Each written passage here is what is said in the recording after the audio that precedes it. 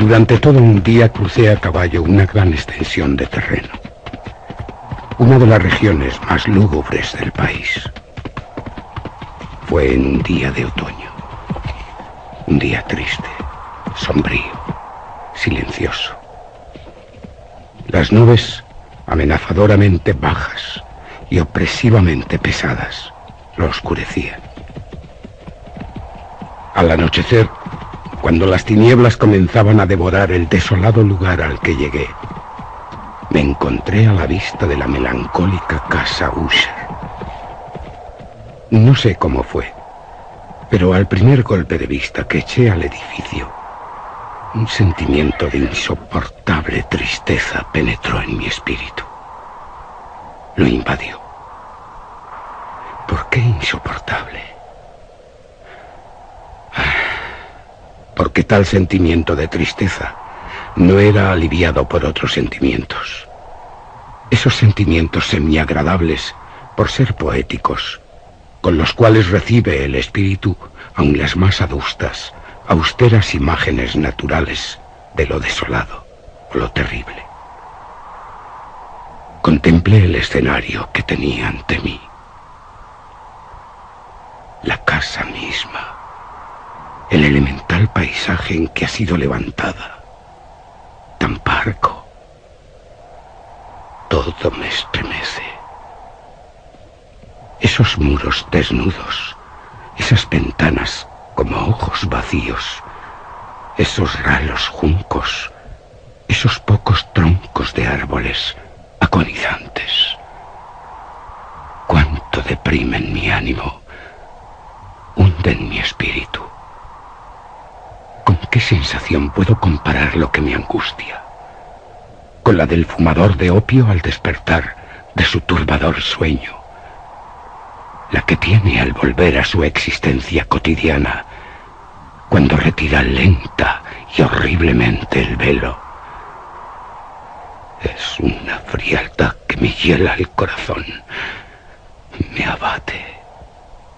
Siento un malestar, una irremediable tristeza de pensamiento que ningún acicate de la imaginación puede desviar hacia alguna forma de lo sublime. ¿Qué es lo que tanto me desalienta al contemplar la casa Usher? Un misterio insoluble. No podía luchar contra los sombríos pensamientos que se agolpaban en mi mente mientras reflexionaba. Me vi obligado a recurrir a la poca satisfactoria conclusión de que hay, fuera de toda duda, combinaciones de simples objetos naturales que tienen el poder de afectarnos de tal manera, aunque el análisis de semejante poder se diluye en consideraciones demasiado profundas que están más allá de nuestro alcance. ¿Es posible que una simple diferencia en la ordenación de los elementos que componen el escenario sea suficiente para modificar una impresión tan dolorosa, tan penosa? Dirigí mi caballo al borde escarpado de un negro y lúgubre estanque que se extendía con un quieto brillo junto a la casa. Me estremece ver en las aguas la imagen reflejada e invertida de los juncos grises, de los troncos de árboles espectrales. Y esas ventanas son como ojos vacíos, muy vacíos. Pensar que en esta casa tan melancólica pasaré unas semanas tal como me he propuesto. Su propietario, Roderick Usher, fue uno de mis mejores compañeros en la niñez. Por eso estoy aquí. Pero han transcurrido muchos años desde nuestro último encuentro. Sin embargo, acababa de recibir una carta suya en una región distinta del país.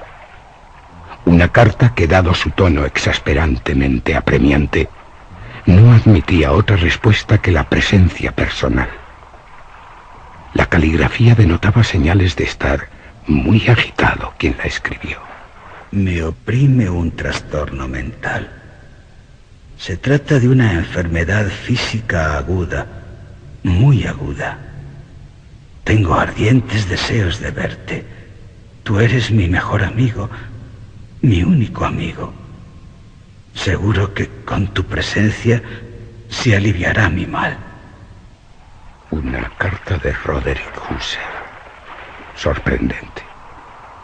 Pero por el tono en que me dice todas esas cosas y otras muchas, parece sincero. Iré inmediatamente, aunque su petición no deja de ser muy singular. Aunque de muchachos hayamos sido compañeros íntimos, en realidad solo sé poca cosa de él. Siempre se ha mostrado excesivamente reservado. Sé que su antiquísima familia es conocida desde tiempos inmemoriales por una sensibilidad particular de temperamento. Una sensibilidad desplegada a lo largo de varias épocas en numerosas obras de elevadas concepciones artísticas. Y que también se ha manifestado por actos de caridad tan generosos como discretos. Y sobre todo por... sí... sobre todo por una apasionada devoción por las dificultades, quizá más que por las bellezas ortodoxas, tan fácilmente reconocibles siempre, de la ciencia musical. Sé también que la estirpe de los Husser, siempre respetada, diría que hasta venerada, no ha producido en ninguna época una rama duradera. La familia entera no se ha perpetuado sino en línea directa, salvo algunas excepciones muy insignificantes y transitorias. Roderick Husser. Esta ausencia, pensando en el perfecto acuerdo del carácter de la propiedad con el que distinguía a sus habitantes. ¿En qué grado habrá influido la casa sobre sus moradores? Sí, esta ausencia, quizá de ramas colaterales, y la consiguiente transmisión constante de padre a hijo, del patrimonio junto con el nombre, es la que, al fin, ha identificado tanto a los dos, hasta el punto de fundir el título originario del dominio en el extraño y equívoco nombre de Casa Husser, denominación empleada por los campesinos, y que parece en su espíritu comprender a la familia y a la casa familiar. Pero no debo perder el tiempo. Iré a Husser.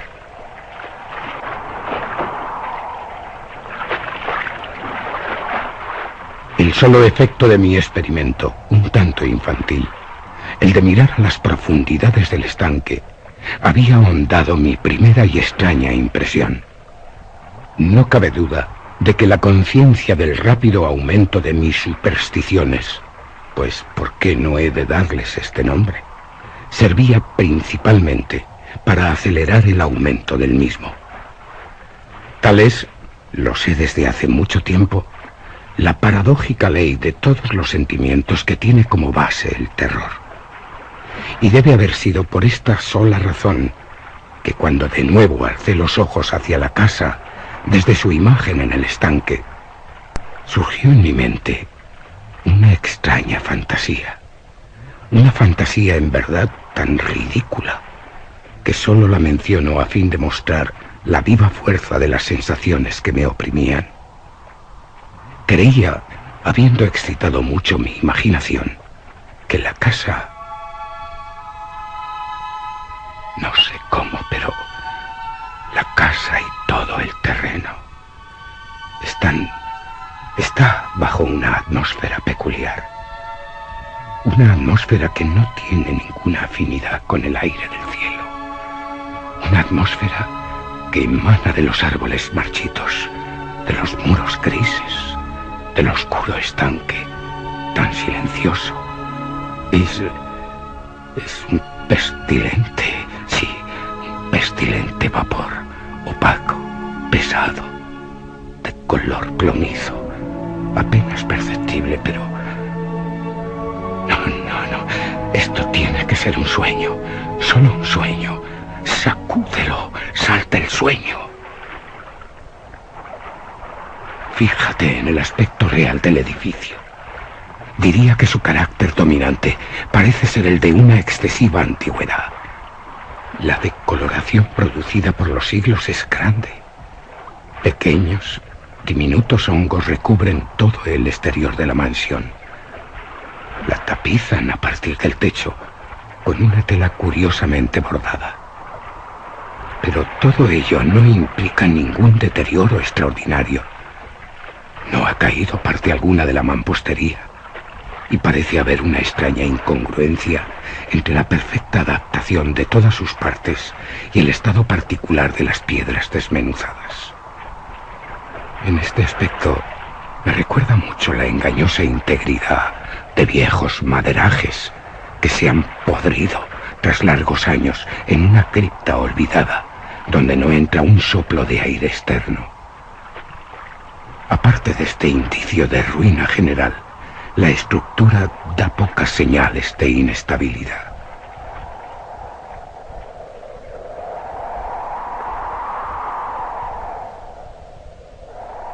Tal vez el ojo de un cuidadoso observador pudiera descubrir una fisura apenas perceptible que se extendía desde el tejado de la casa a lo largo de la fachada y cruzaba el muro en zigzag hasta perderse en las tenebrosas aguas del lago. Mientras observaba tales cosas, cabalgué por una corta calzada que me condujo a la casa.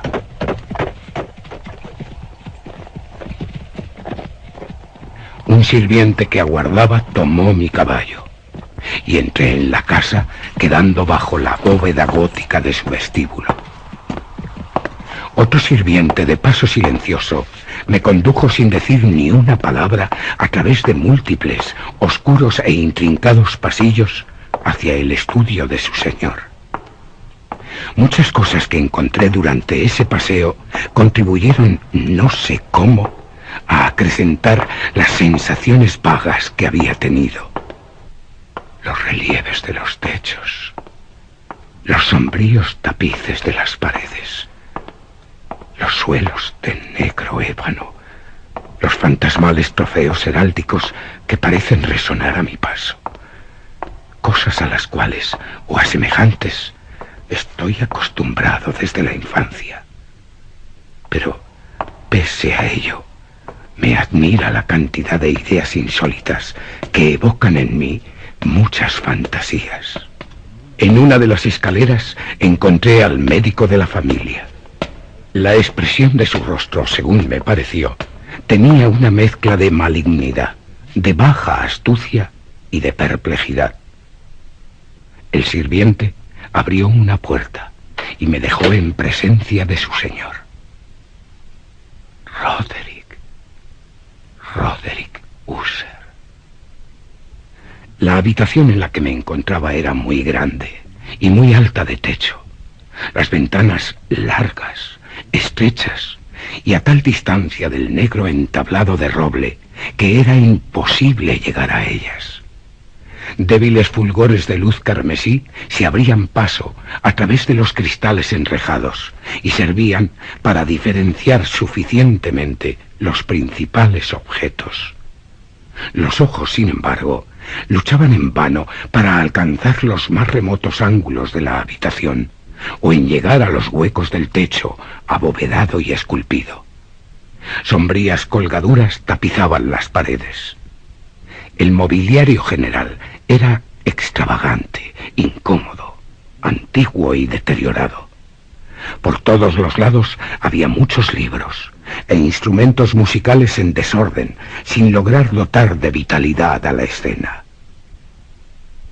Respiro una atmósfera de dolor. Eso es lo que siento. Un aire de dura, profunda e irremediable melancolía. Un aire que todo lo envuelve, que penetra en todo, también en mí. A mi llegada, Usher se levantó de un sofá en el que estaba tumbado y me acogió con calurosa vivacidad. Pensé al principio que era exagerada, de constreñido esfuerzo de hombre de mundo aburrido, ya cansado. Oh, amigo mío, mi buen amigo, sabía que vendrías, sabía que responderías personalmente a mi petición. Roderick, hace tanto tiempo. Sí, mucho tiempo. Pero aunque pasaran siglos, nunca me olvidaría de quien fue mi mejor amigo. Nunca me olvidaría de ti. Pero pasa. Tengo que contarte muchas cosas. Y algunas de ellas son terribles.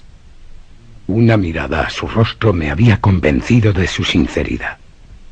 Nos sentamos y durante unos momentos pensé: no puedo sentir otra cosa que en parte compasión y en parte espanto. Nunca hombre alguno cambió de una manera tan terrible y en tan poco tiempo como Roderick Usher. A duras penas pude llegar a admitir la identidad del ser exangüe que tenía ante mí con el compañero de mi niñez. El carácter de su fisonomía siempre había sido notable. Una nariz de molde hebraico, muy delicada, pero de una anchura de ventanas que concuerda raramente con tal forma. Un mentón de modelo encantador, pero que, por su falta de saliente, acusaba una falta de energía moral. Unos cabellos de suavidad y tenacidad de tela de araña. Estos rasgos y una insólita expansión de los parietales componían un rostro que no era fácil de olvidar. Pero ahora la simple exageración del carácter dominante de esas facciones y de su expresión habitual revelan un cambio tan grande que dudo quién es la persona que tengo ante mí. Me sobrecogen y me espantan la palidez espectral de la piel y el brillo milagroso de sus ojos. Y se ha dejado crecer el pelo descuidadamente. El cabello no cae, flota alrededor de su rostro. Me es imposible, por mucho que me esfuerzo, en relacionar su enmarañada apariencia con idea alguna de simple humanidad. Roderick Usher.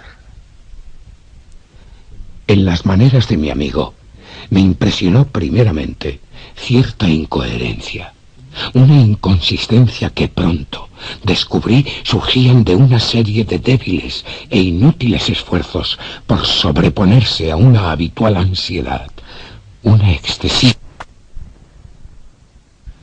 En realidad, ya estaba preparado para algo de tal naturaleza, no menos por su carta como por reminiscencias de ciertos rasgos juveniles y por las conclusiones que deduje de su peculiar conformación física y su temperamento. Su actuación era alternativamente indolente y viva. Su voz pasaba con rapidez de una indicación trémula cuando los espíritus vitales parecían enteramente ausentes, a aquella especie de brevedad enérgica, a aquella enunciación abrupta, sólida, pausada y resonando a hueco, a aquel hablar gutural y rudo, perfectamente equilibrado y modulado, que se puede observar en el perfecto borracho o en el incorregible fumador de opio durante los periodos de su más intensa excitación. En ese tono me habló del objeto de mi visita, de su ardiente deseo de verme y del consuelo que esperaba de mí. Mi enfermedad, amigo mío, es un mal de familia, un mal constitucional, un mal para el que he perdido las esperanzas de encontrar remedio. No creo que debas hablar así. ¿No? Se trata de una afección nerviosa, de una simple afección nerviosa. Pasará pronto, porque pronto me libraré de este mal. De este mal que se manifiesta por una multitud de sensaciones extranaturales, anormales. Padezco mucho de una acuidad mórbida de los sentidos. ¿Quieres decir? Sutileza, viveza, agudeza. Sí, tengo una agudeza morbosa de los sentidos. Solo puedo soportar el alimento más insípido. No puedo vestir sino ciertos tejidos. Los olores de todas las flores me resultan opresivos. La luz, aun la más débil, tortura mis ojos. Y solo algunos sonidos peculiares que han de ser de instrumentos de cuerda no me inspiran horror. Roderick es esclavo de algún anómalo terror. Moriré. Tengo que morir de esta deplorable locura. Pero, amigo, tú no puedes asegurar... Así, y no de otro modo. Así pereceré. Temo los acontecimientos futuros, no por ellos mismos, sino por sus resultados. Tiemblo. Me estremezco al pensar en cualquier incidente, incluso el más trivial, que obrara sobre esta intolerable agitación de mi alma. No tengo verdaderamente horror del peligro. No lo aborrezco, salvo en su efecto absoluto. ¿Qué efecto? El terror. En este desaliento, en este estado de enervación tan lamentable, presiento que tarde o temprano llegará el momento en que la vida y la razón me abandonarán a la vez. Y lo harán en alguna lucha desigual con el siniestro fantasma. El miedo.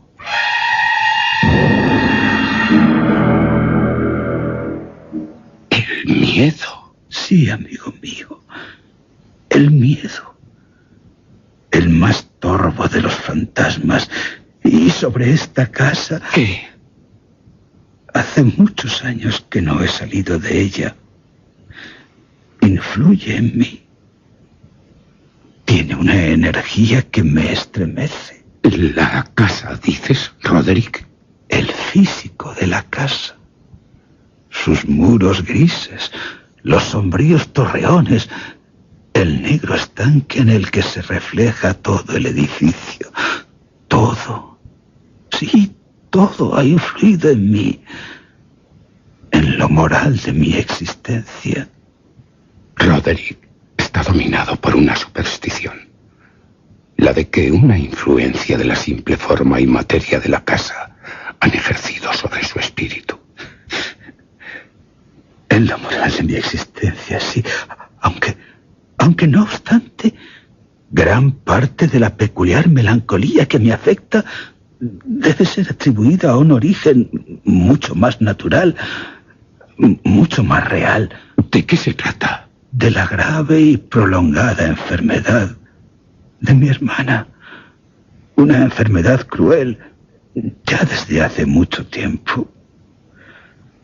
La muerte de mi querida hermana es algo cercano. Pero, Roderick, anticipado... No hay que engañarse. Morirá en breve. Oh, mi hermana, tiernamente querida. Mi única compañera desde hace largos años. Mi último y único pariente en la tierra. Su fallecimiento me dejará indefenso, frágil, desesperado, totalmente solo. Seré el último miembro de la antigua estirpe de los Usher, de la raza de los Usher. Su hermana, Lady Madeline, acaba de pasar sin darse cuenta de mi presencia, por una parte alejada de nosotros, de la habitación. La verdad es que me asombra y me atemoriza Lady Madeline. Una puerta se ha cerrado tras ella. Busco instintiva y ansiosamente el rostro de Roderick con mis asombrados ojos. Pero él tiene su rostro hundido entre las manos. Solo puedo ver que una palidez mayor que la habitual se ha extendido por sus dedos enflaquecidos. Y entre ellos resbalan copiosas y apasionadas lágrimas. La enfermedad de mi hermana. Hace tiempo que se burla de los médicos. Una constante apatía. un agotamiento gradual de su persona y crisis frecuentes, ¿sabes? Aunque pasajeras, de un carácter casi cataléptico. Ese es el insólito diagnóstico. Roderick. Hasta ahora ha soportado con firmeza la carga de su enfermedad, negándose a guardar cama, pero al llegar tú has sucumbido al poder aplastante de esa fuerza destructora. Temo que la rápida visión que de ella acabo de tener habrá sido la última, que nunca más volverá a verla, por lo menos en vida. Ni Ussher ni yo durante varios días mencionamos el nombre de Lady Madeline. En ese tiempo estuve ocupado en serios intentos para aliviar la melancolía de mi amigo. Pintábamos y leíamos juntos, o yo escuchaba, como en un sueño, las extrañas improvisaciones de su conmovedora y elocuente guitarra. Y así, a medida que una intimidad cada vez más estrecha me introducía sin reserva en lo más recóndito de su alma, aún con más amargura, entendía la inutilidad de todo esfuerzo por animar a una mente desde la cual la oscuridad, como si fuera una cualidad inherente y real, se derramaba sobre todos los objetos del universo físico y moral en una incesante irradiación de tinieblas. Siempre guardaré en la memoria el recuerdo de las muchas horas solemnes que pasé solo con el dueño de la casa Ussher. Sin embargo, no lograría comunicar una idea exacta del carácter de los estudios, o de las actividades en las cuales me envolvía, o cuyo camino me enseñaba. Una idealidad ardiente, excesiva, mórbida, proyectaba un fulgor, una luz sulfurosa sobre todas las cosas. Sus largas y fúnebres improvisaciones resonarán eternamente en mis oídos. Entre otras cosas, recuerdo dolorosamente cierta paráfrasis singular, una perversión del aire, algo raro, además del último vals de von Weber. En cuanto a las pinturas que incubaba su laboriosa fantasía y que alcanzaban, pincelada tras pincelada, una vaguedad que me daba escalofríos. Escalofríos tanto más penetrantes, cuanto que yo me estremecía sin saber por qué. En cuanto a sus pinturas, tan vivientes para mí que aún tengo sus imágenes en mis ojos, en vano trataría de extraer de ellas una muestra suficiente que pudiera mantenerse en el compás de la palabra escrita. Con la absoluta sencillez, con la desnudez de sus diseños, él atraía y hasta intimidaba la atención.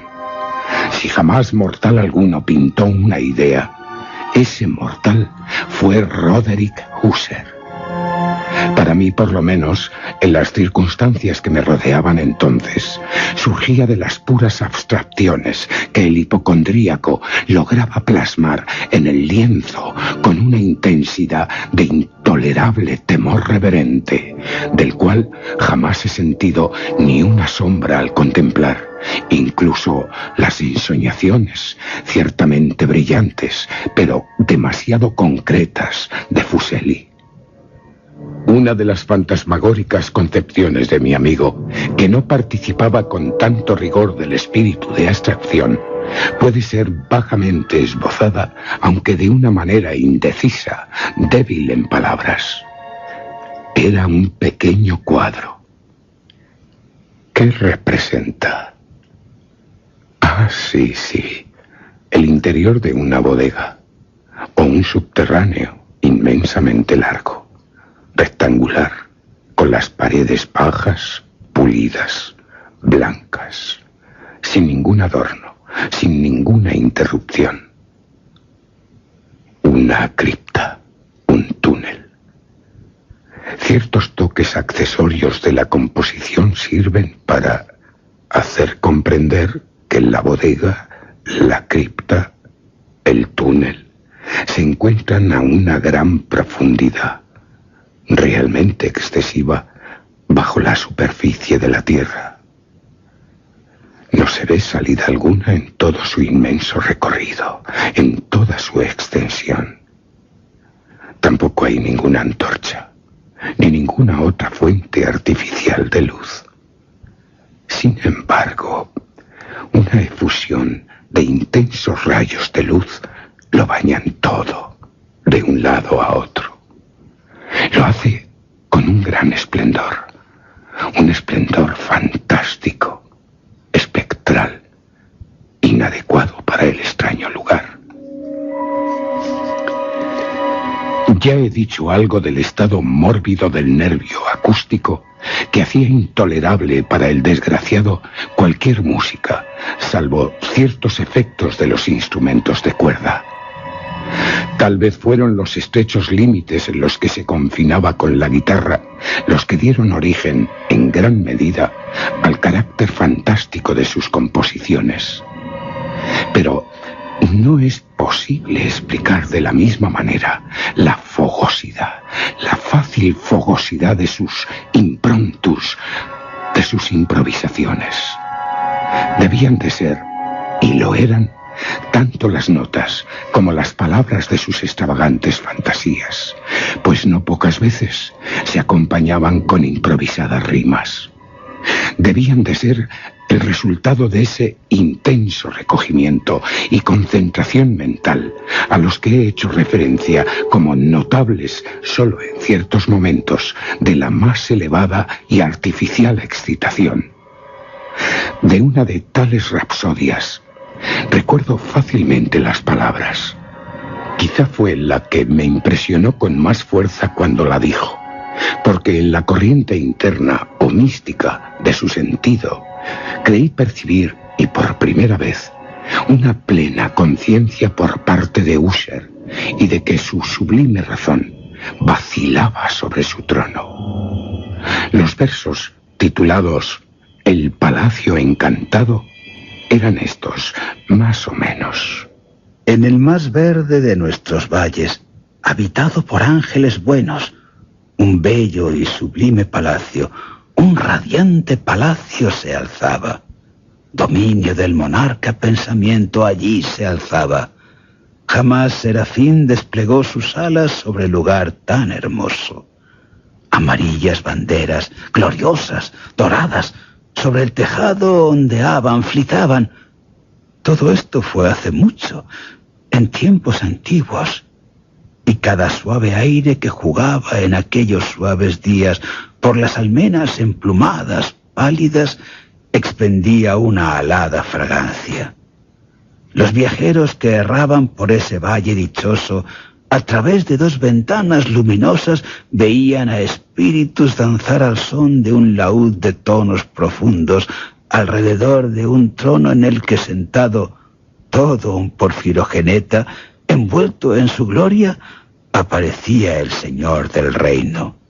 Y resplandeciente de nácar y rubíes era la puerta del hermoso palacio, por la que manaba a raudales y chisporroteaba incesantemente una multitud de ecos cuya agradable función era simplemente la de cantar, con acentos de una exquisita belleza, el espíritu y la sabiduría del rey. Mas cosas malignas, vestidas de pena, asaltaron el dominio del rey. ¡Ay, lamentemos! Ningún alba le verá jamás desolado. Y en torno al palacio la gloria que antaño florecía es solo un cuento de oscura memoria, recuerdo tenebroso de antiguos tiempos. Y ahora los viajeros en ese valle ven a través de las ventanas rojizas amplias formas que se mueven fantásticamente al son de una música discordante, mientras que como un río rápido y lúgubre, por la pálida puerta, siempre una horrenda multitud se arroja y ríe, pero la sonrisa ha muerto. Recuerdo muy bien que las inspiraciones que nacieron de esa balada nos arrojaron en una corriente de ideas en medio de las cuales se manifestó una opinión de Usher, que cito no tanto por su novedad, puesto que otros hombres han pensado lo mismo, como por la obstinación con que la sostenía. Tal opinión, de forma general, no era sino la creencia en la sensibilidad de todos los seres vegetales. Pero en su desordenada imaginación, la idea había tornado un carácter aún más audaz que invadía en ciertas condiciones hasta el reino inorgánico. Me faltan las palabras con que expresar toda la extensión o todo el ansioso abandono de esta convicción. La creencia, sin embargo, se relacionaba, como ya he insinuado, a las grises piedras de la casa Usher, la casa de sus antepasados. Sí, amigo mío, sí. La prueba de esa sensibilidad se deja ver en el método de colocación de las piedras, por el orden de su disposición, por los numerosos hongos que la cubren, por los marchitos árboles que la circundan, por su reflejo en el estanque que duplica la casa. Oh, Roderick, tu imaginación es... Me angustias con tus palabras. Su evidencia, la evidencia de la sensibilidad de la que te hablo, puede verse en la segura pero lenta condensación de una extraña atmósfera en torno a las aguas y los muros. Me estremece lo que dice.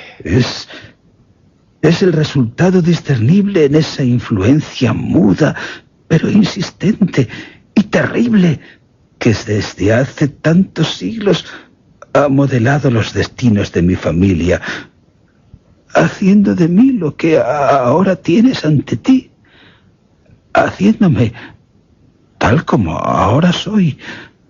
La casa Usher. Esta casa me hace ser así, y en ella no tardará en morir mi hermana.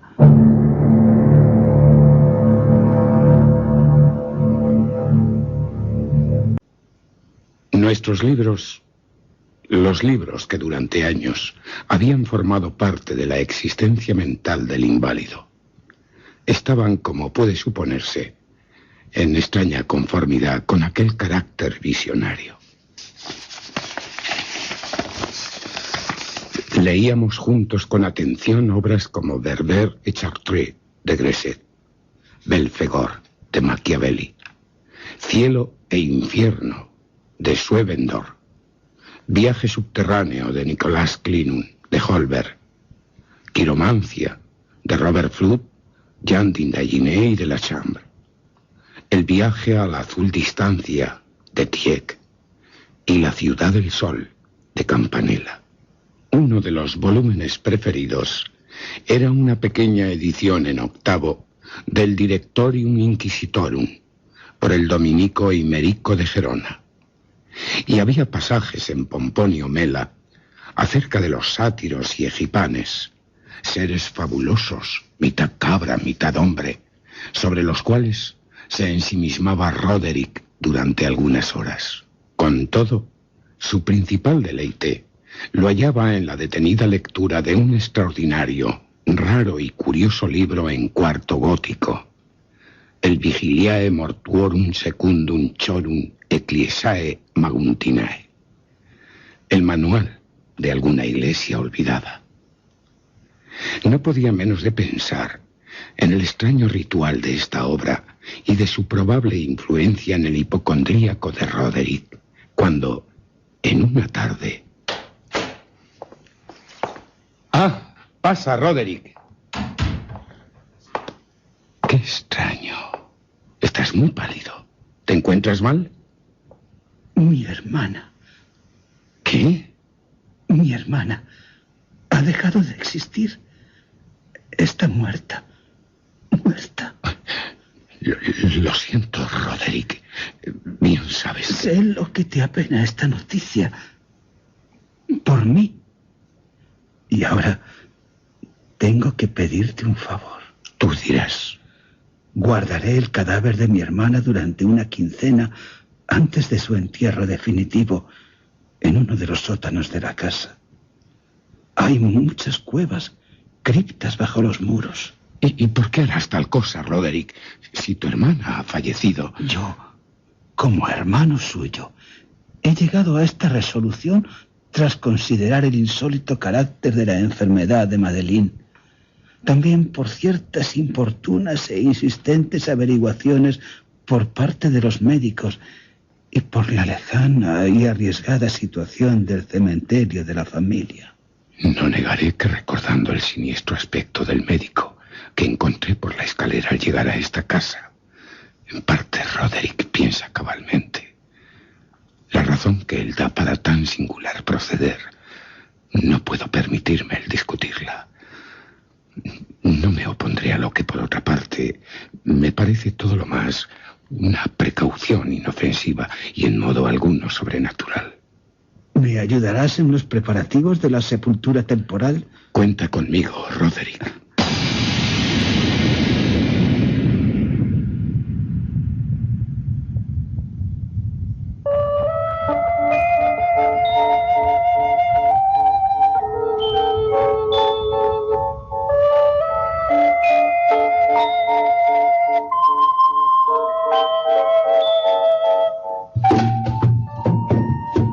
Tras poner el cuerpo de Lady Madeleine en el ataúd, los dos solos la llevamos a su lugar de descanso.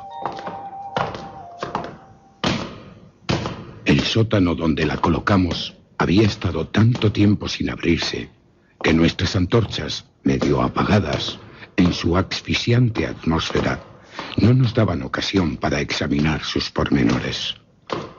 Era una cripta reducida, húmeda y desprovista por completo de medio alguno para la entrada de la luz.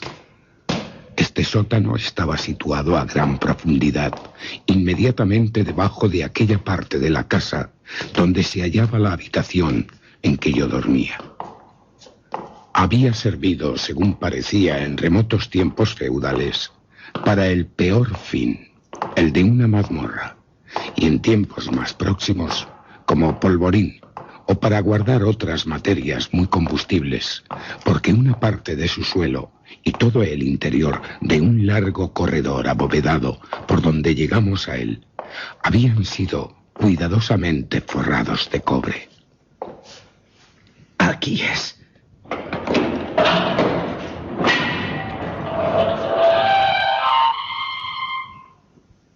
La puerta de hierro macizo había sido también de igual modo acorazada.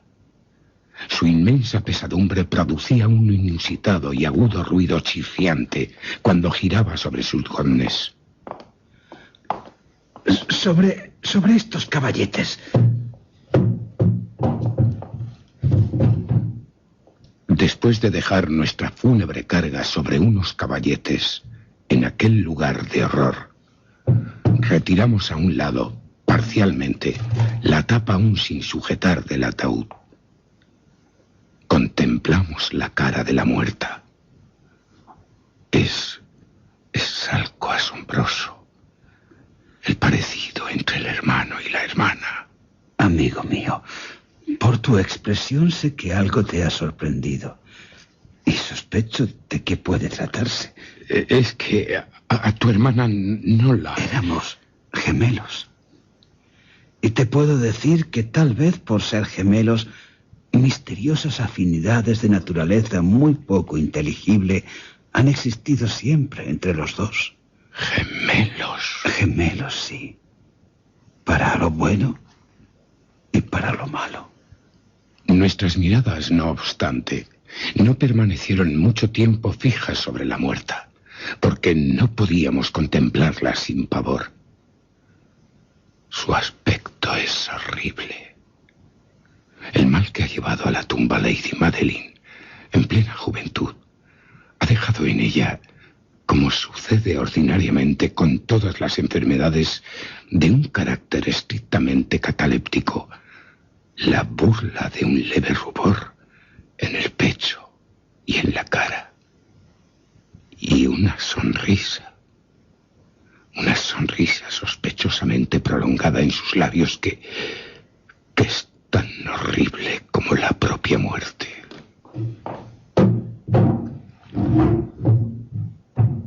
Volvimos la tapa a su sitio. La clavamos. Y después de cerrar la puerta de hierro, Volvimos con gran fatiga hacia las habitaciones apenas algo menos lúgubres de la parte superior de la casa.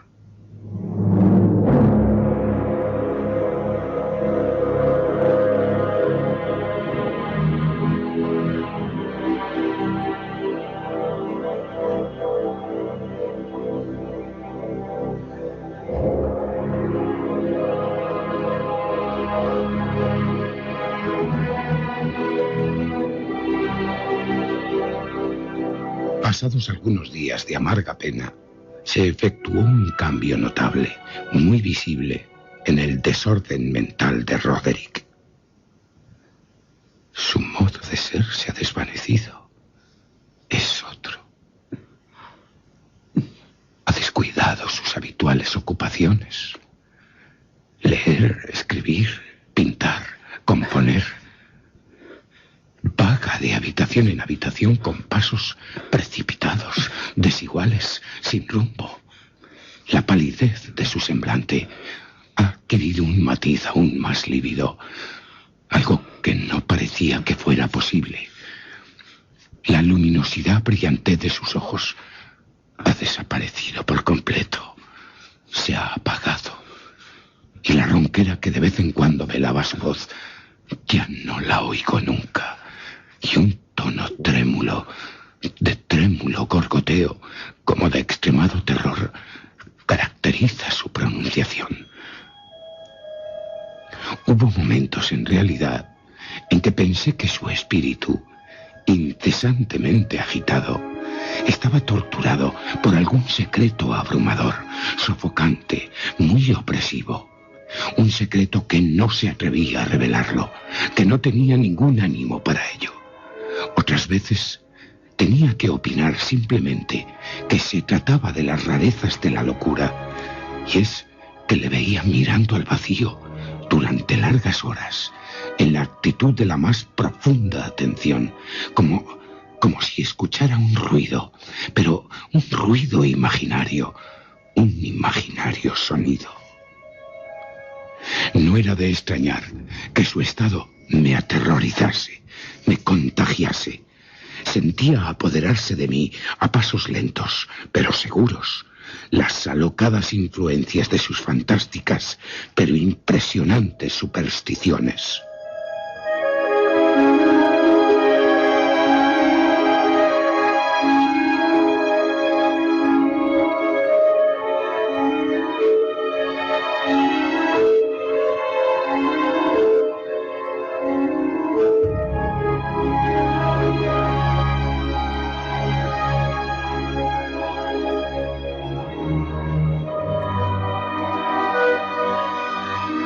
Aconteció al retirarme a dormir tarde a altas horas de la noche del 7º u 8º día, después de haber depositado a Lady Madeline en la cripta, algo espantoso.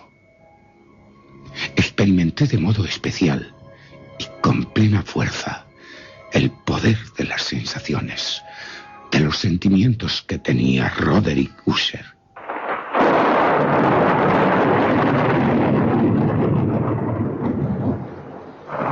Pasan las horas, pero el sueño no se acerca a mi lecho.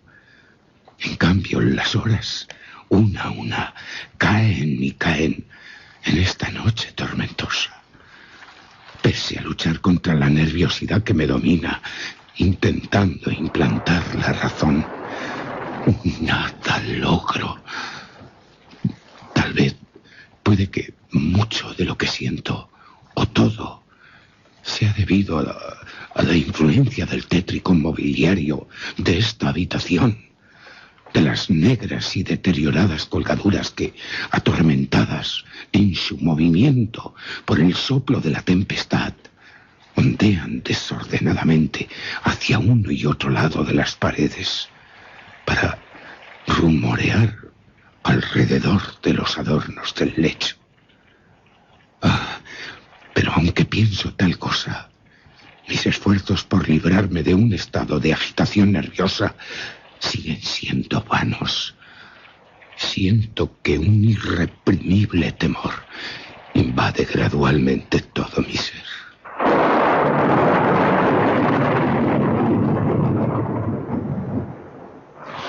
verdadera pesadilla se abatió sobre mi corazón. Respiré violentamente, hice un gran esfuerzo y logré sacudirla. Incorporándome sobre las almohadas y hundiendo ardientemente mi mirada en la densa oscuridad de la habitación, presté oído. No sabría decir por qué, si no es porque fui impelido por una fuerza instintiva a ciertos sonidos quedos y vagos que llegaban de no sé dónde. A intervalos, entre los silencios de la tormenta, dominado por una sensación intensa de horror, inexplicable e intolerable, me vestí con precipitación, porque intuía que no podría dormir en toda la noche, y me esforcé andando de un lado a otro de la habitación, a grandes pasos, por salir del estado tan deplorable en que había caído. Había dado así solo unas pocas vueltas, cuando un leve paso en una escalera próxima retuvo mi atención. ¿Roderick? Diría que es Roderick. Sí, es él. Su lividez es cadavérica, pero además en sus ojos hay como una loca hilaridad, una loca alegría, una alegría insensata. Hay una evidente histeria reprimida en su expresión. Me aterra, pero me alegra que esté aquí. No soportaba ya la soledad en la que estaba. Me alivia. Mira en derredor, con los ojos muy abiertos, con una lámpara en la mano. ¿No lo has visto? ¿Visto, Roderick? ¿A quién? ¿Qué? No lo has visto, pues. Pero espera, lo verás. Se acerca a la ventana protegiendo cuidadosamente la lámpara y la abre de par en par.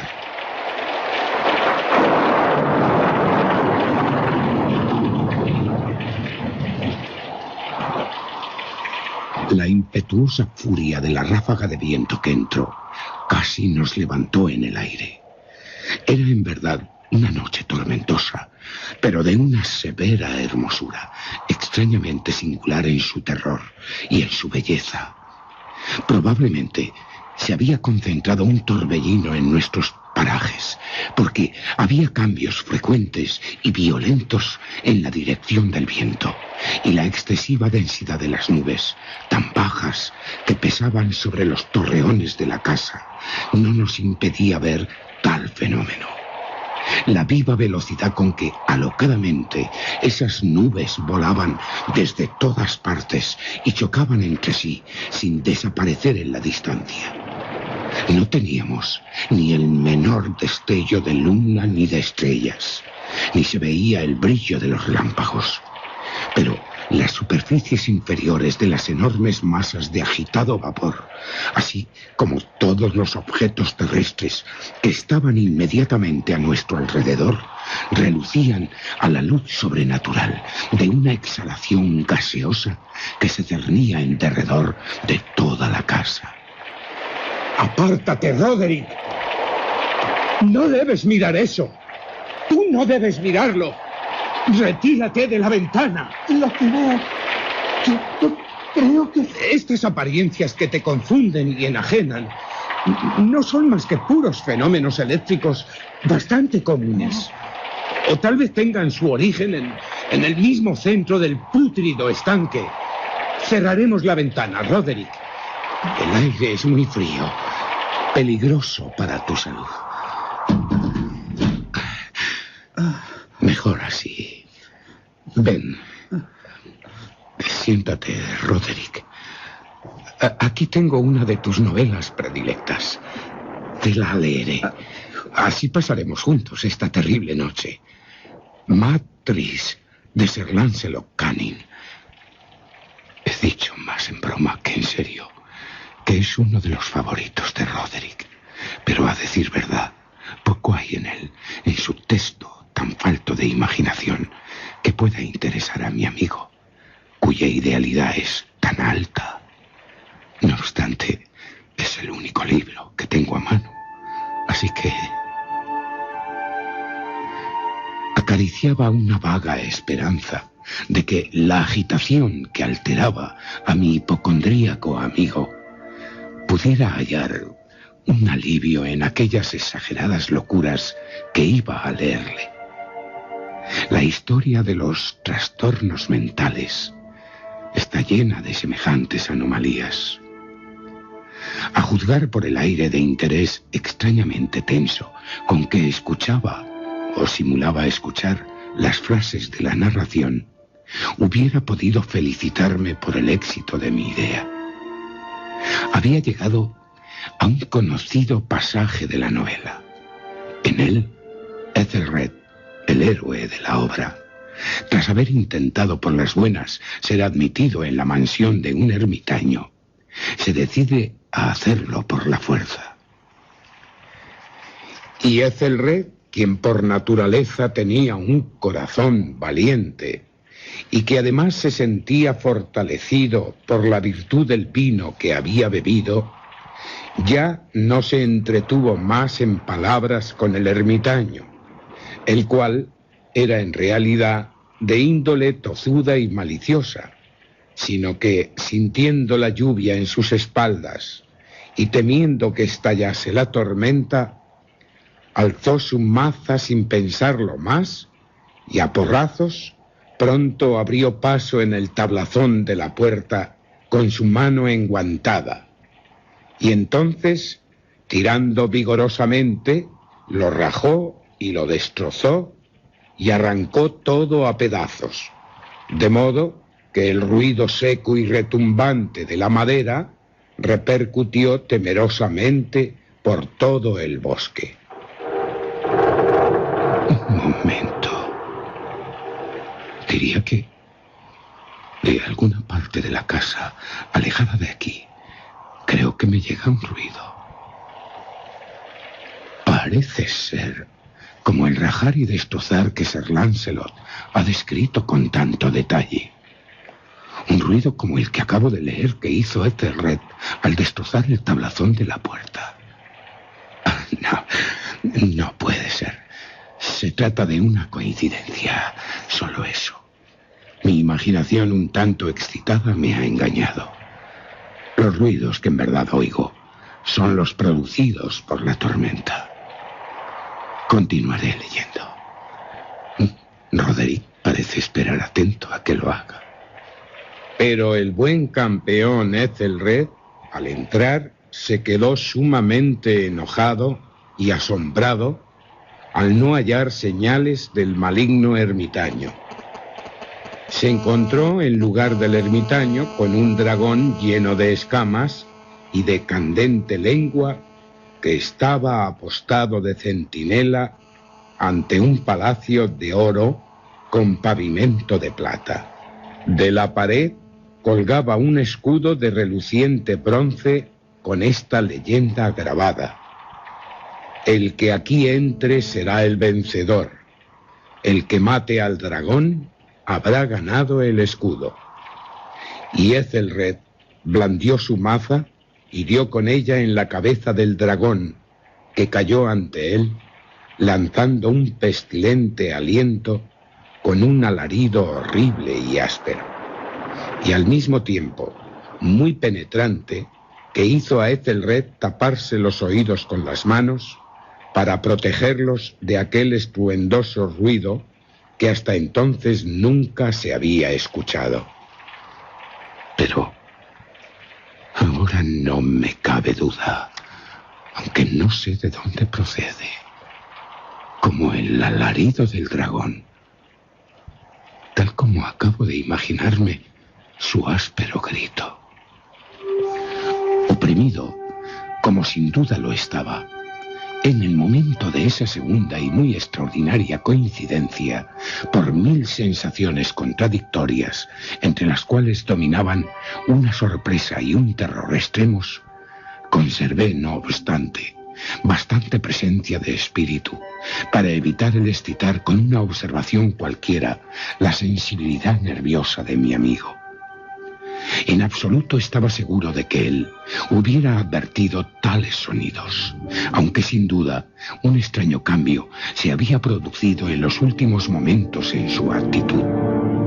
Había estado sentado frente a mí, pero gradualmente había ido volviendo su silla hasta quedar de cara a la puerta de la habitación, por lo que, aunque me esforzara, solo podía ver en parte sus facciones, aunque observé que sus labios le temblaban como si estuvieran murmurando palabras imperceptibles.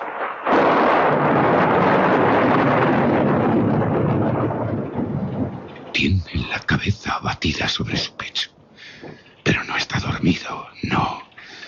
El ojo que veo de él está abierto, muy fijo, y su cuerpo se mueve, se balancea de un lado a otro, con un suave pero constante y uniforme movimiento. Reanudaré la lectura. Y entonces, el bravo campeón, cuando hubo escapado a la terrible furia del dragón, acordándose del escudo de bronce y de la ruptura del encantamiento que había en él, apartó al dragón muerto de su camino y avanzó valerosamente por el pavimento de plata del castillo, hacia donde estaba colgado el escudo de la pared. El escudo, en realidad, no esperó a que él acabase de llegar. Cayó a sus pies sobre el pavimento de plata con un potente y terrible fragor. ¿Qué ha sido? Acabo de oír una hueca metálica y estrepitosa, aunque aparentemente apagada repercusión. Estoy perdiendo los nervios. En cambio, Usher sigue igual, mirando fijamente ante sí. En su cara hay una rigidez pétrea. Roderick. Le tocaré. Se ha estremecido. Tiembla una sonrisa en sus labios. ¿Qué dices, Roderick? Creo que no tiene conciencia de que estoy a su lado. Roderick, ¿no has oído nada? Roderick. ¿Que sí lo oigo? Sí, lo oigo. Y lo he oído. Largamente. Mucho. Durante mucho tiempo. Mucho tiempo. Mucho tiempo. Muchos minutos. Muchas horas. Muchos días. Oh, sí, lo he oído. Pero no me atrevía. Ten lástima de mí. Soy un miserable desventurado. Un pobre desgraciado. Sí, amigo. No me atrevía. No me atrevía a hablar. No me atrevía a decir nada. Pero ahora, en esta noche, Ethelred. Ethelred, el héroe de la novela que estoy leyendo. ¿Qué tiene que ver con todo esto? Ethelred. Y esta noche, la puerta de la ermita hundida, el horrible estertor del dragón, el retumbar del escudo. ¡Ah, no! Mejor decir... ¿Qué, Roderick? Habla, te lo ruego. Mejor decir... el resquebrajarse de su ataúd, el chirrido de los goznes de hierro de la puerta de la cripta, los forcejeos por el pasillo de cobre de los sótanos. ¿Pero qué dices? A mi hermana la hemos dejado viva en la cripta. ¿Viva? ¡Viva! Oh, ¿dónde huir? ¿Dónde poder esconderme? Porque ella no se presentará aquí ahora mismo. No se apresurará para reprocharme mi prisa por enterrarla. Pero, Roderick, lo que dices es algo espantoso. ¿Te lo imaginas?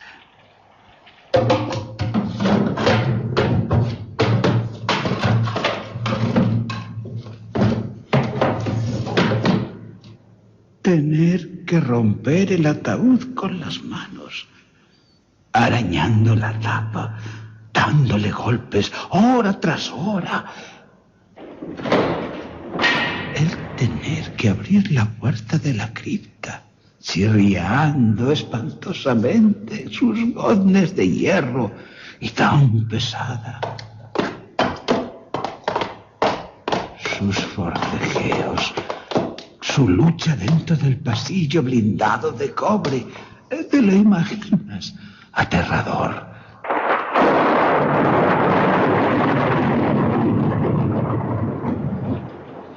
¿Y ahora dónde podré esconderme? ¿A dónde huir? Ella estará pronto aquí. Se apresura a echarme en cara mi prisa por enterrarla. Pero, Roderick, tu hermana estaba muerta. ¡Muerta! Yo te ayudé a trasladar su cadáver a la tumba. No respiraba, con el color de la muerte. Pero no estaba muerta. Y ahora... ¿Ahora? ¿Qué? Se acerca. ¿Qué? ¿No la oyes? Yo no. Escucha. Oigo sus pasos por la escalera. Y también distingo el pesado y horrible latir de su corazón. ¡Insensato! ¡Roderick! ¡Insensato! Te estoy diciendo que ahora ya está detrás de la puerta. Pero no... Mira la puerta. ¡Está detrás de ella! La puerta... parece que... Es como si la energía sobrehumana de sus palabras haya adquirido la fuerza, la potencia de un encantamiento. La puerta está a punto de... Sus enormes y vetustas hojas, las que Roderick ahora señala desorbitado por el horror, se están... ¡Ella! Es ella. Madre. Una furiosa ráfaga. Ella está ahí. Hay sangre en sus blancas ropas. Y hay huellas de una violenta lucha por todo su demacrado cuerpo. Está como temblando. Se tambalea en el umbral. Es como un lamento, un grito plañidero. Oh, cae pesadamente de bruces sobre su hermano. ¡No! Le arrastra al suelo. Solo se oye el viento y la lluvia. Muertos. Están muertos. Roderick ha muerto presa de los terrores que anticipó. Es horrible. Los dos hermanos juntos. Muertos.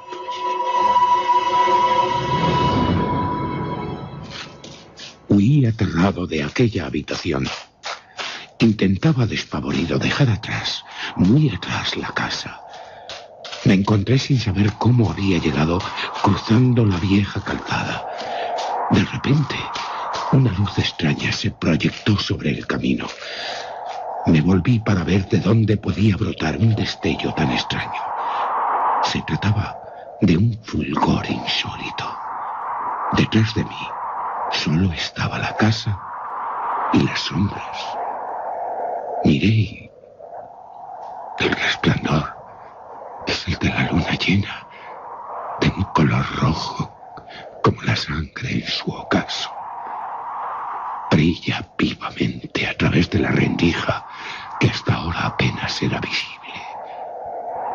La que recorre el edificio en zigzag, desde el tejado hasta la base.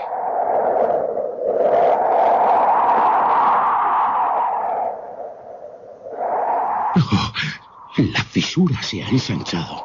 Se abre más y más rápidamente.